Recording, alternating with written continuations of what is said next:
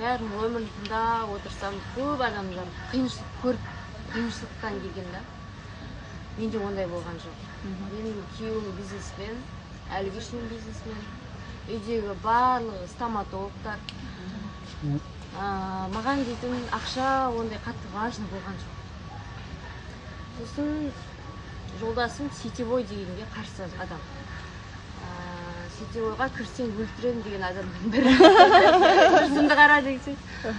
Сөйтіп, подружка менің жанды, подружкам Гүлнұр деген. Маған осы компанияны предлагать етіп, еткен жоқ, соқты.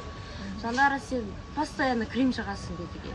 Біледі, мен жағдайым бар екен, үйде крем алам, жағам, корейский аламыз, я. Осының кремдерін алып жақ, күшті екен дейді. Тіркеліп алсаң, короче, саған 10% түсіп тұрады екен. Все, онда 10% түссе, оның өзі нормальны ғой. Маған құттай болса, артық ақша артып етпейді ғой. Сосын тіркеліп алдым. Тегін тіркелу дегесін. Бизнес жағын вообще түсіндірген жоқ. Вообще айтқан жоқ. Бірақ чатқа осы. Айтпаған себебі, мен сірә оған қазір шығам. Қой, Әлбек рұқсат етпейді, жаңа жолдасын рұқсат етпейді. Мен жасамайын, мен сетевойда жоқпын. Мен жалпы өзім қатты сөзге де жоқпын, өзім жуас, сондай қыз болғандықтан. Маған ондай рұқсат етпейді деп. Содан тіркелдім, чатқа қосты. Чатта жаңағы менің подружкам 200 мың теңге айлық алады. Сосын мен соқтым. Айдың 2-сі айлықтарын көрсетті. Гүлнұр, сен неге маған айтпайсың 200 мың айлық алатынымды? Сен маған неге маркетинг түсіндірмедің? Үйде отырмын ғой балалармен деді. Ренжим қойшы оған. Ол айтады, енді сен қарсы ғой, күйеуің қарсы ғой деді. Давай мен дәл маған надо кремдер. Мен осын жағам. Давай мен предлагать етейін. Адамдарға предлагать етсем, қалай не істеймін? Қалай айлыққа шығуға болады, соны үйретші деді. Давай кел деді, үйретті. Бірақ күйеуіме айтқан жоқ. Потому что айтсам, ол өлтіреді мен точно.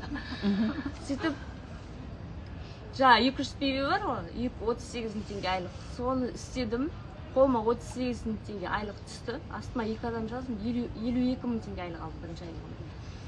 Сөйтіп, жаңағы күйеуіме айттым. 2 адаммен 52 мың теңге. 2 адаммен 52 мың теңге. Сосын күйеуіме айттым, мен 52 мың теңге ақша таптым.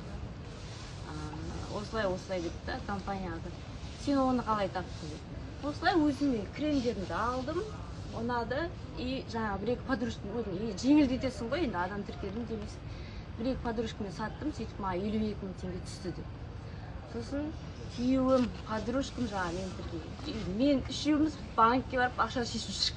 Күйеуім сыртта отыр қарап та, шынымен де ала ма, бұл алмай ма деген сияқты. Сосын негізі оның алдында вообще мен үкіметтің жұмысын істеп көрген жоқпын. Күйеуге шықтым, бір баладан кейін екінші баланы босандым. Одан кейін өзімде дипломым бар, дипломмен жұмысқа кіруді істедім. Шаршап кетесің үйде бір баламен баладан, бәрін түсінесіз ғой.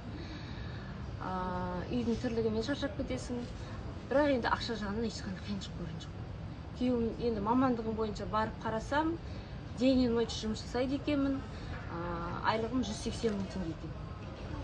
Сосын күйеуім айтты, 180 мың давай мен саған айына беріп тұрайын. Сен жұмыс жасамай-ақ қойшы деді. Енді оған да келістім. Потому что жұмысты мама күні-түні жұмыс жасау керек, оны да қиын көрдім да, келістім. 1 ай берді, 2 ай берді, уже ол да шаршады беріп. Мен де ана үйдің тірлігімен әлі сол ғой, сол шықпайсың қанша ақша берсің де. Сөйтіп жаңағы НЛ-ға келдім осымен. И жасауды ұйғардым осылай. Уже екінші айлығымды 68 мың алдым. Солай көбейе берді айлығым. Қазіргі айлығыңыз? Қазіргі 600 мың теңге. Сөйтіп, жолдасым, енді көп адамдар айтады ғой, жолдасым қарсы деп та. Басында тығылып істедік қой, енді бәрімізді. Мен өзім тығылып істедім жаңағыдай да. Сразу ой, сетевойға келдім десең, ол мені басып тастар еді. Содан мен басып қалар едім. Енді қазір ол мен Турцияға жіберіп отыр. Қарап тұрсаңыз, Қарайған Самғау күніне бардық. Ардашқан қызының тойына бардық та. Соның бәрін жібермесе еді ол мен былай. День и ночь жұмысқа қарсы болатын адам мен былай 7 күнге, 3 күнге жіберіп қоймасы. Потому что ол көріп тұр. Мына жерде ақша бар екенін, менің миллиондарымды көріп тұр, 500 000 теңге. Бұл жерде любой адам жасай алады. Мен всегда командам айтамын да, мен қарапайым, мен ладно жағдайым нормальный болғанмен менде андай болған жоқ. Ораторский не дейтіндер болған жоқ менде. Өзімен өзім біледі ғой бәрі. Сен демесе мен тиме. Сондай адамдар жасап тұрғасын ойлаймын. Любой адам жұмыс жасай алады. Жағдайы болсын, болмасын, артық ақша артық етпейді. Супер. Менде наоборот күйеуім болмағанда мен бизнесті істемеуші едім. Мен соның несімен істедім да. Түн болсын, күн болсын, жаяу енді машина жоқ па ол кезде. Бір шайды апарып беретін ана қалам басына, бір шайды мына қалам. Соның поддержкасымен мен бүгінгі дейінге ана машинаны сыйладым ғой. Сіздің көзіңізше сол кезде бір керемет сезім болды, шыны керек. Қазір жолдасын жұмыс жасамайды, екеуміз СНЛ-дамыз. Ол енді ұялшақ, не ішінде да, бірақ не тек прям масқара жақсы көреді НЛ-ше, айтып, не соның қолдауымен негізі менде наоборот та, егер күйеуімнің қолдауы болмаса мен істемеуші едім деп ойлаймын да, сынып кетуші едім деп. Сол үшін сол жолдасым бар. Прямойда айтып қойшы. Бүгінгі нені. Өте керемет отырыс болды, қыздар. Камераны бері қарай қаратым. Құрметті оқырмандар, бүгін бекерден бекер сіздерге қыздар таныстырып отырған жоқпын, өйткені көп адамдар ойлайды, Ардақ ханым жоғарыда отырып байып отыр, қалғандар соны сатып жатыр деп ойлайды. Міне көріп отырсыздар, біздің жалпы бизнестің системасы, система демек қойыншы, енді түсінбеуі мүмкін, үйде отырған аналар.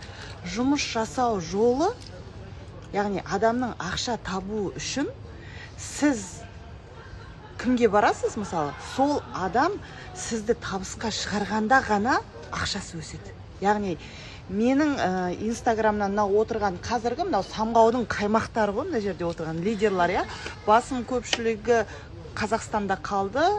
Құдай қаласа осы ақпан айында Санкт-Петербург қаласында басымызды қосамыз деп үміттенемін. Бірақ мынаны айтқым келеді, құрметтілерім.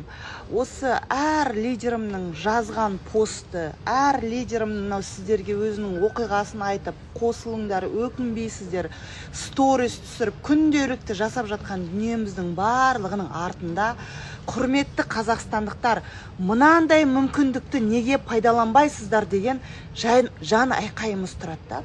Бұл жерде сіздің бай бақуатты отбасыдан келуіңіз міндетті емес. Мына жерде көріп отырсыздар, қандай қарапайым қыздар келіп отыр. Сіздердің жағдайыңыз бұлардан әлде қайда, мысалы біреу маникюрді армандап келген. Мысалы сіздер қазір маникюрмен отырғандарыңыз болуы мүмкін да, мысалы сіздердің мүмкіндіктеріңіз бұл кісілерден әлде қайда жоғары болуы мүмкін да.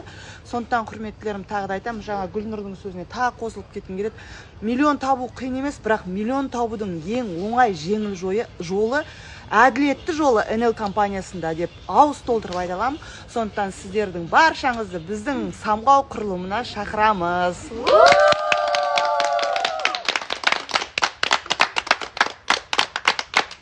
Мынау эфир деген паузада болмады ғой даже. Қолым шаршап кетті, елки-палки.